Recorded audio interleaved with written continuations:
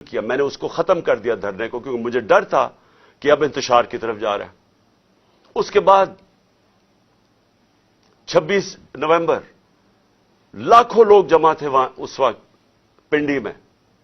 ہمارا پلان تھا اسلام آباد میں جا کے دھرنا دینا، لیکن جب میں نے ماحول دیکھا جو انہوں نے پولیس جمع 30,000 پولیس جمع کی ہوئی تھی، تو مجھے پتا تھا پھر یہ تو جان کے چاہ رہے کوئی کلیش ہو، تو میں نے وہ کینسل کر دیا۔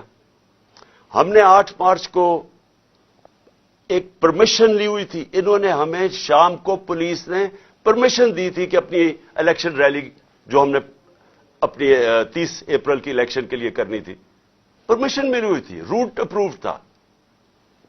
صبح لوگ آ رہے ہیں اور دیکھ رہے ہیں پولیس کھڑی ہوئی ہے اور پولیس کے جتھے کھڑے ہوئے ہیں اور لوگ ریلی کے لیے آ رہے ہیں، اور ایک دم پتا چلتا ہے کہ دفعہ 144 لگا دی جاتی ہے۔ کس وجہ سے؟ الیکشن جب ڈیٹ اناؤنس ہو جائے، آپ الیکشن ریلی کے خلاف دفعہ 144 کیسے کر سکتے ہیں؟ وہ بھی کیئر ٹیکر گورنمنٹ۔ اور اس کے بعد شیلنگ شروع ہو جاتی ہے، جس طرح اب آتے ساتھ ہی شیلنگ، ڈرانا، دھمکانا، مارنا، اور اس میں ضلع شاہ کا جس طرح قتل کیا گیا۔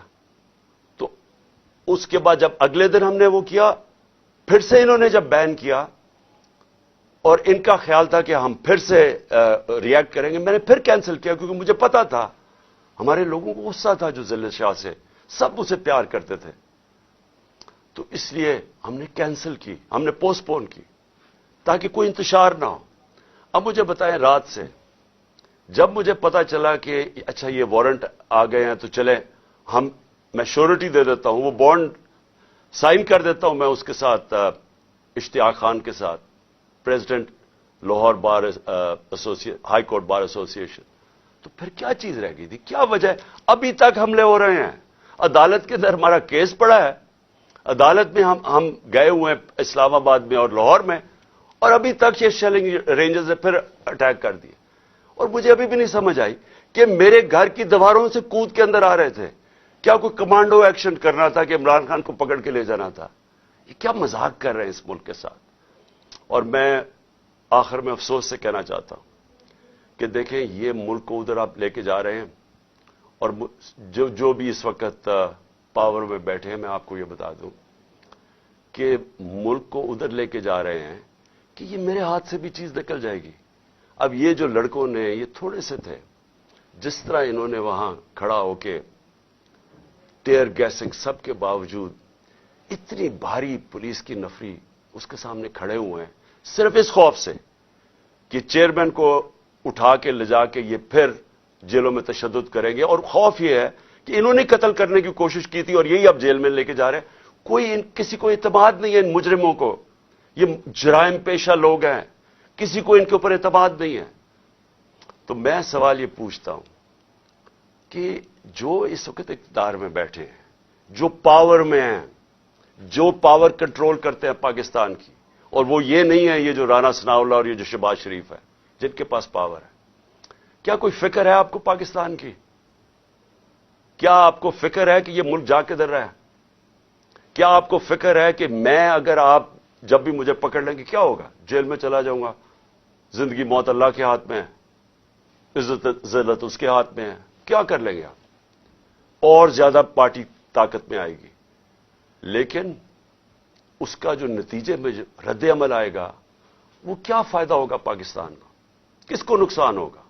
جس ملک کی معیشت ابھی بیٹھ چکی ہے، بھی بیکاروں کی طرح پیسے مانگتے پھر رہے ہیں، ملک سکڑتا جا رہا ہے، مہنگائی آسمانوں پہ ہے، مہنگائی ایسی مہنگائی پاکستان کی تاریخ میں نہیں آئی، تنخواہ دار طبقہ پس گیا ہے، بیچاروں کے پاس اس وقت حالات یہ ہیں کہ ان کا 2 ہفتے کے اندر ان کے پاس تنخواہیں ختم ہو جاتی ہیں۔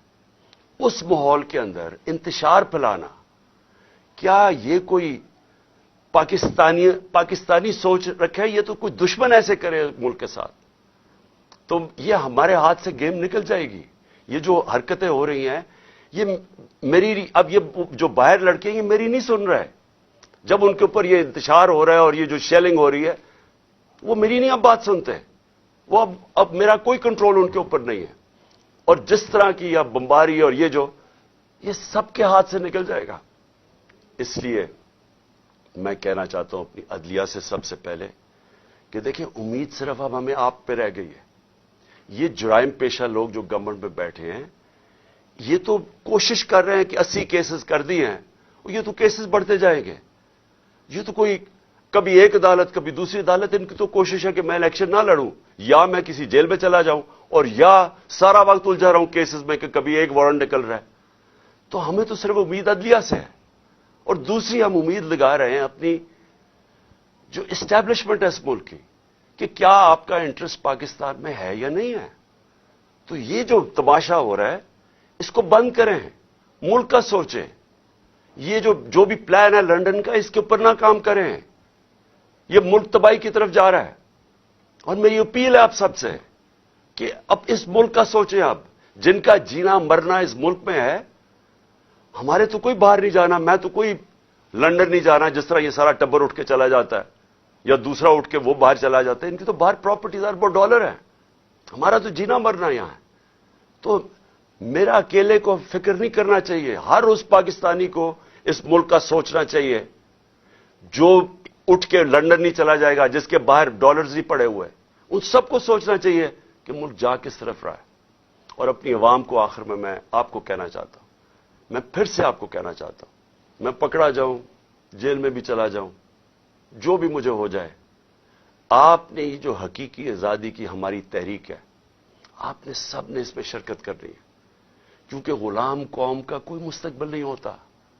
یہ جو ایک چھوٹا سا طبقہ اوپر حاوی ہوا ہے, قانون کے وہ اوپر بیٹھا ہے, ہر قسم کا ظلم کرتا ہے لوگوں پہ, خوف کے اوپر ملک چلاتا ہے, سارے ملک کے وسائل کے اوپر قبضہ کر کے بیٹھا ہوا ہے, یہاں سے پیسہ چوری کرتا ہے, ہنڈی والے سے باہر بھجوا دیتا ہے.